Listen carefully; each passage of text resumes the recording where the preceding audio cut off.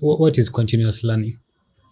It's making yourself better every single day, not being contented or satisfied with the knowledge that you have, but seeking new knowledge and learning new skills, experimenting. And it requires you to have a level of curiosity in order to actually achieve it.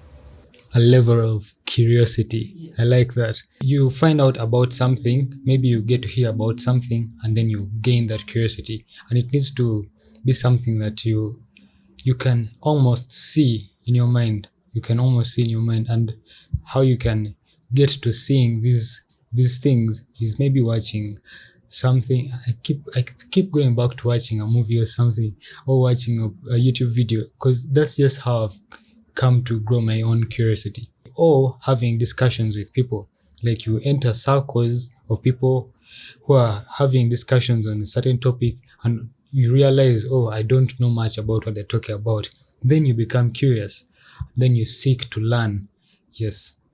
For example, especially when I was starting my business, I started going to different seminars and different workshops all across Uganda. You'll be shocked how many there are. Like every week there is some conference happening that can teach you something, where you can connect with someone, and through that I developed the confidence in my business concept, because you have a conversation with someone and they're like, that's a great idea, that will work, why don't you add this and this, and you build onto your idea. And I was able to build onto my idea. I attended so many workshops, so many conferences, so many seminars, and I got connections and I made friends, and some of the people became my team members. That's a great way to pick up on new ideas and also become curious about things.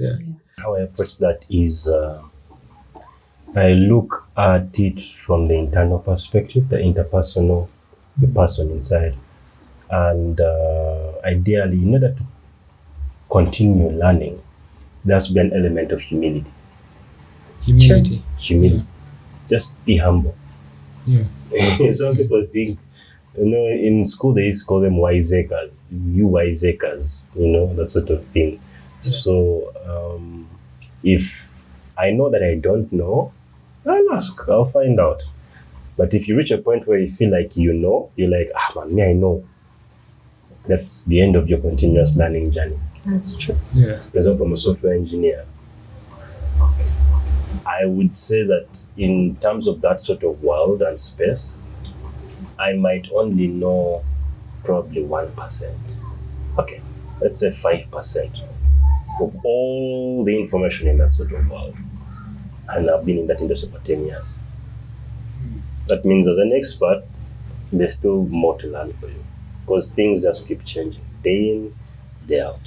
So the people who have seen that continuously want to keep learning are the humble people. Humility. It tells you about your character. Your ability to learn tells you much about your character. So you have to be present with the times. That's when you're actually aware that things are changing. When you're doing anything of any sort, the world is changing. Like, people are discovering new things. So if you just keep on learning, like being present, finding out more, like don't be like, okay, yes, I know about this, and that's it. And it can be, if I look at my field, it can be something that you pick up on and you stick on it, because editing doesn't change that much.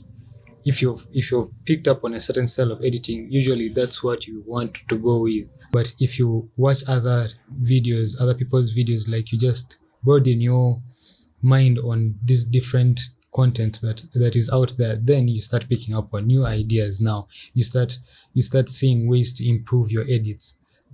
That's in my work. I think another way of broadening your mind is also by reading books, like we've been talking about. All these different books give you a perspective, because if someone writes maybe like a 300-page book, if you were to have a conversation with me, I cannot tell you every detail of those 300 pages. Yeah. But if I had a book and you read it, some of the things might have even skipped my mind. So I might not be able to share everything with you. Like these people that write the books, you can get a lot more information about them, about their business strategies by reading those books. And I think for me, it has been an eye opener, because if someone is writing about the business dynamics in maybe Africa as a whole continent, then I have a better picture, because I am just, in the country that I am, I'm not able to see what this person is seeing. So in reading that book, I am seeing through their eyes. Yes. And I know that so many people are not so used to reading books, especially around us, but nowadays, with the advent of technology, we have audio books. So you can actually listen to these books and even gain the knowledge that you need to improve yourself. It's so important, because you need to be a better version of yourself to attract better in your life. You are where you are. You are what you attract. Like they keep telling us that, show me your friends and I'll show you who you are. So you cannot be, if you cannot be better, then you cannot get better friends. If you cannot be better, then you cannot get better opportunities, better connections. So the more you make yourself better, and I have seen this in my own life, the more I made myself available at these conferences, I found people that were also interested in learning, people that were also interested in growing their business, people that were also interested in listening to podcasts and improving themselves. And we were able to leverage our networks and grow even bigger. Yeah. And I think learning doesn't have to be something that you should be ashamed of.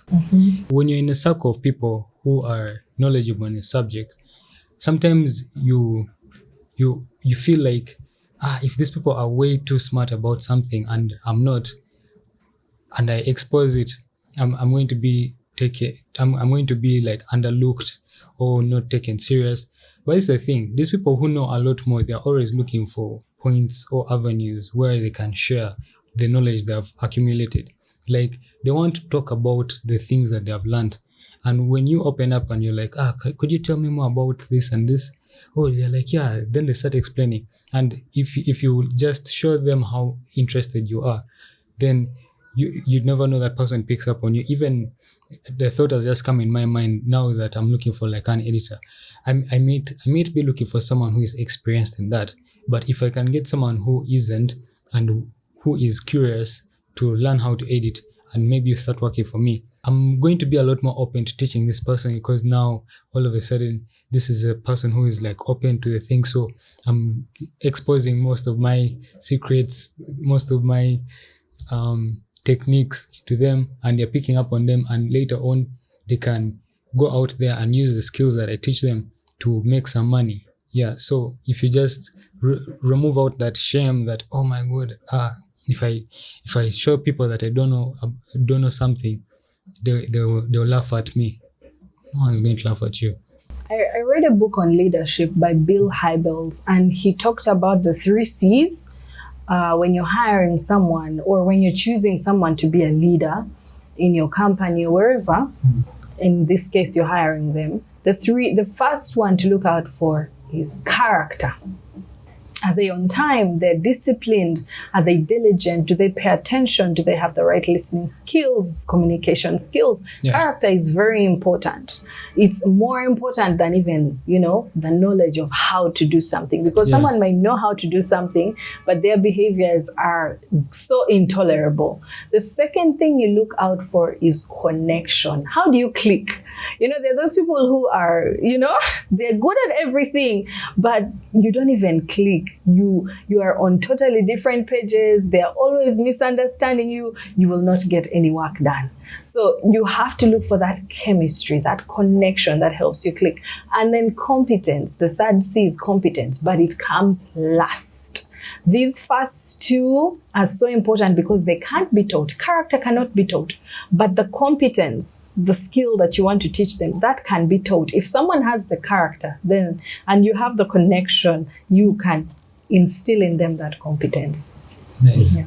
And when you take that sort of approach of the character, then you look at the connection, the competence. You said something very interesting, that character cannot be taught, but you can learn to be better. You can learn to change certain aspects around your character. It's really hard to maybe change something that's been with you for the past 20 years of your life, 30 years of your life. But with small adjustments, you can always what? Change a few things here and there, right? So the idea is to first learn to just be like, you know what? I've come to a place of acceptance that probably this is my character. Because now we're talking about continuous learning. So continuous learning is not only just about reading books or, watching series about, educational stuff or documentaries, but there's also learning that happens every day about ourselves as well. So before we go on the journey of learning about other things, do we first understand the journey of learning about ourselves, who we actually are? So I think that's something that's very important, because normally everybody talks about continuous learning, read books, do this. But how about yourself? How have you seen yourself change from the year 2020 to 2024? Have you studied yourself? And that's why they keep saying you need to journal in a book. What do you feel? Why is it that you acted like this in a specific way? Probably how can you do better? And then once you do the internal, then the external comes out. But if you go external, I've met people who are pretty brilliant, but their characters are off. You never have a connection with them. Very, very proud people. I've met them, But so if you really want to be a person who is able to connect with other people, you need to first do the internal work. So the internal self-study and say, oh, okay, one of my weaknesses is this. How do I deal with that sort of weakness? How do I learn to listen to people? Maybe I don't listen to people. Maybe I cut people off. Maybe when we have a conversation, how do I not cut people off? How do I just learn to just be present with them and just be there? So I think in order to have successful continuous learning, you start first with yourself, the intrinsic, and then we go to the external. That's what I think. When you're talking about reflection, I just look at it like if you take notes on your everyday life, you journal every day, or if you're a content creator, you vlog every day, like you vlog your everyday life, and then you go back and look back on whatever you've recorded. It allows you to see where you can improve, and then you seek to learn, you seek to get better. Yes. That's so true. And that self-reflection part still ties in here because yes, you're busy and all that, but you need to create that time to sit down with yourself, get your notebook and ask yourself, so what is new about you this year?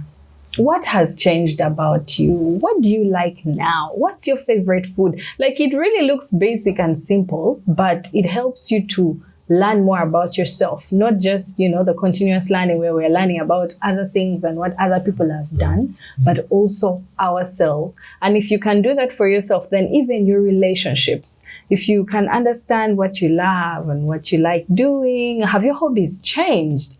Have your characters changed? What new character have you acquired this year?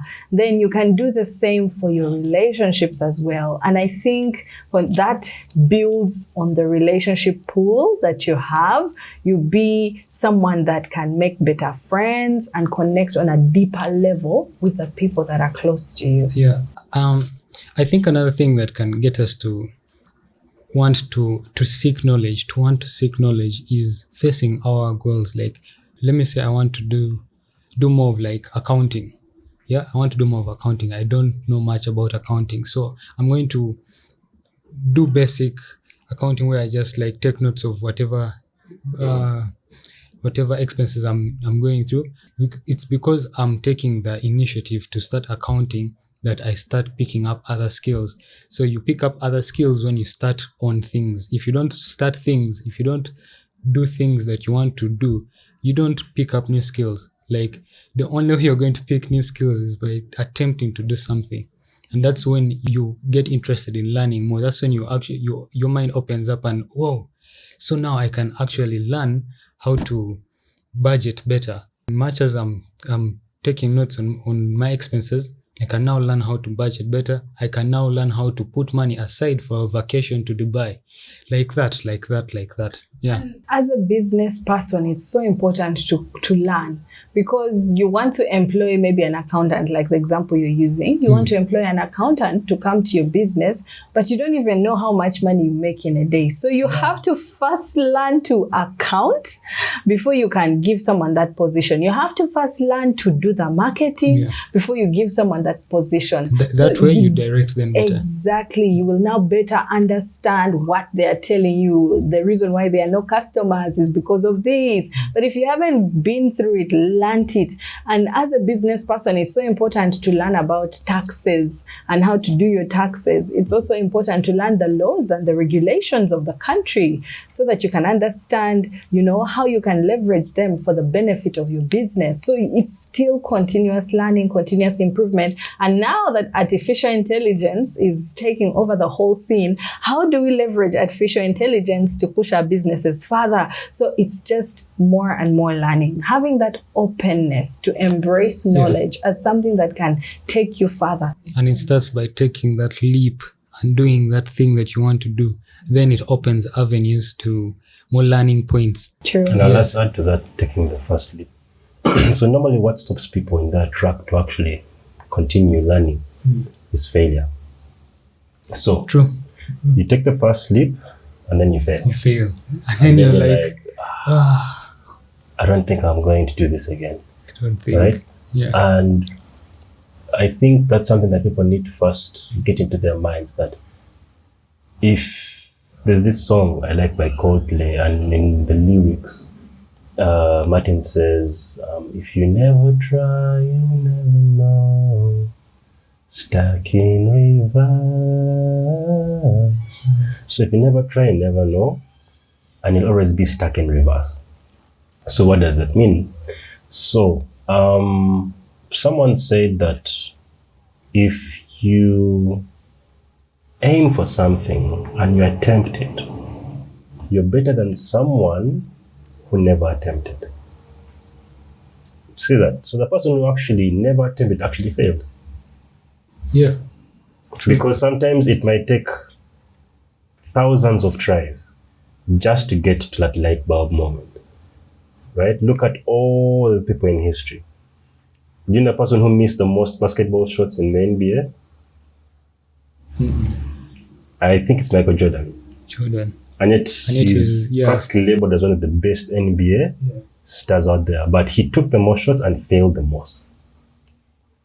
So, what do people remember? Do they remember the failed shots, or they remember the incredible ability for him to actually do something? Ability, definitely. If you go to football, then you look at Messi and the Cristianos and all these sorts of people. I mean, right now you see them as stars, you're like, whoa, these guys Messi can dribble, left, right, center in a sense. But go back to the time when he was actually practicing dribbling. I'm sure he failed, and I'm sure he kept attempting. So I think one of the things that actually makes people not grow or continuously keep learning about themselves or other things is because they attempted, they thought they knew, and then they failed.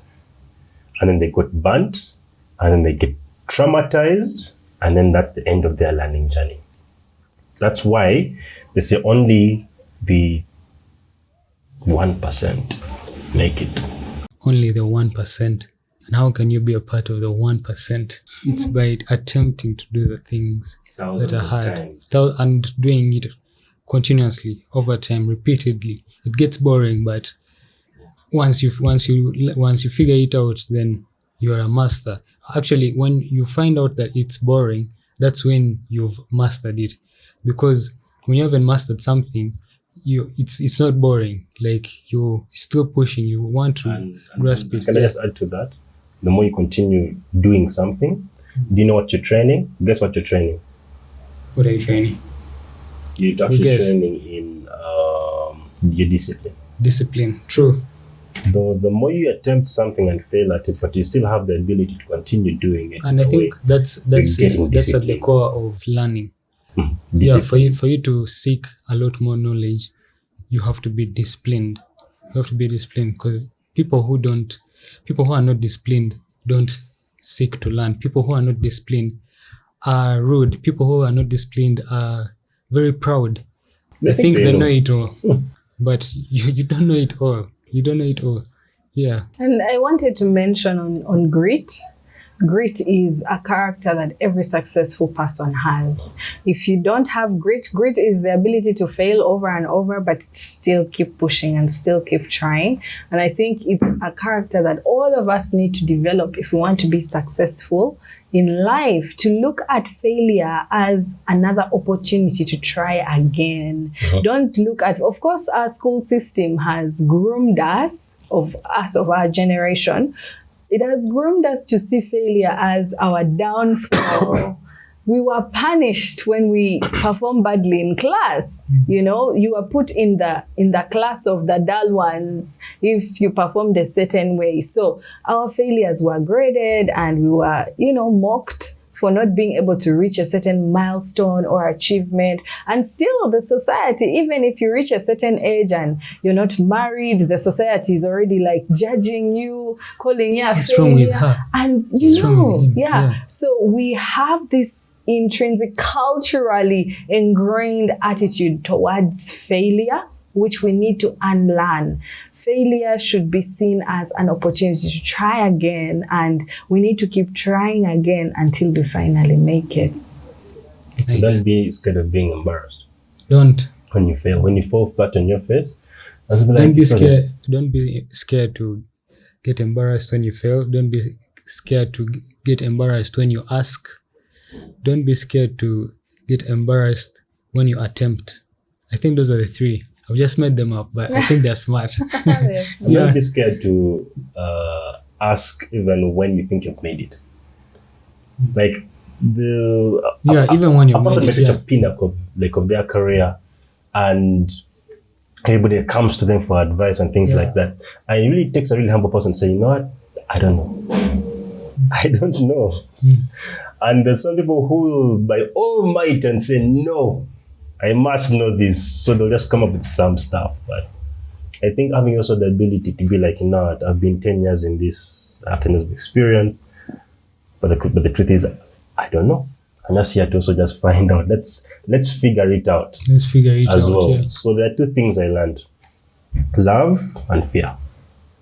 Do you love yourself enough to give yourself enough compassion? Be like, we failed. Let's do it again. We failed. Let's do it again. We failed. Let's do it again. Yeah. You know, or you're going to allow the fear to sit and be like, oh my God, they will laugh at me when I go on stage and then I just choke and I'm trying to sing and I can't sing. They'll laugh and I'm like, I'll never do that again. And not being at war with yourself, then you seek out love. Are we out of points? I feel like I have a bit more or something in that regard. So I'm reminded that there's a balance to life.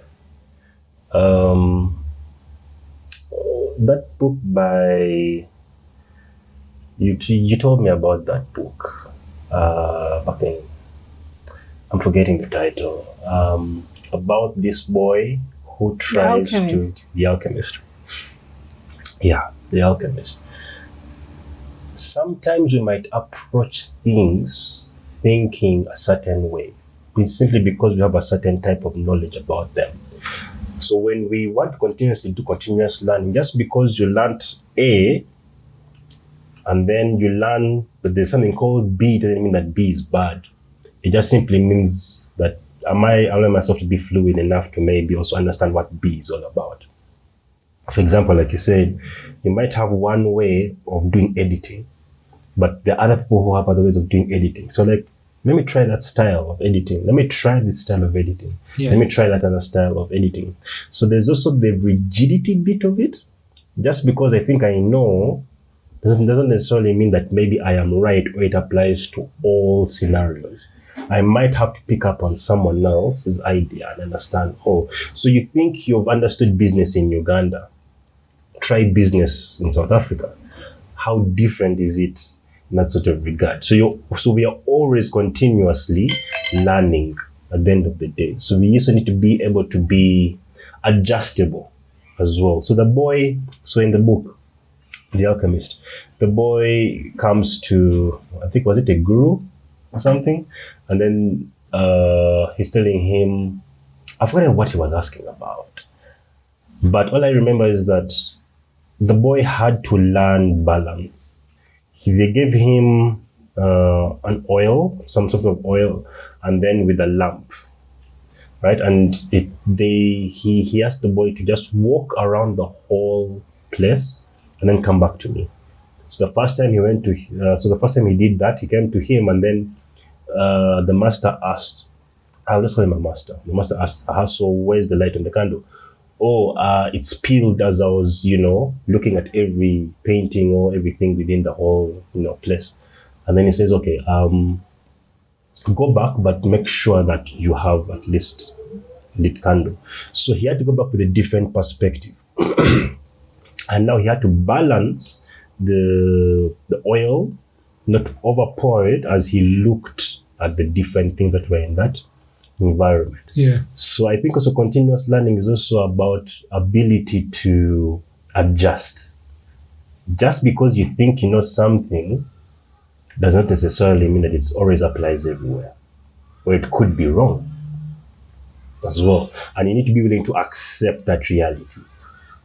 Yeah, that's what I wanted to add. Our time is up. That was it for this recording. We're actually exhausted. Talking is a lot of work. Thinking is a lot of work. But I hope I've shared a lot of amazing information for you guys. Catch you on the next recording.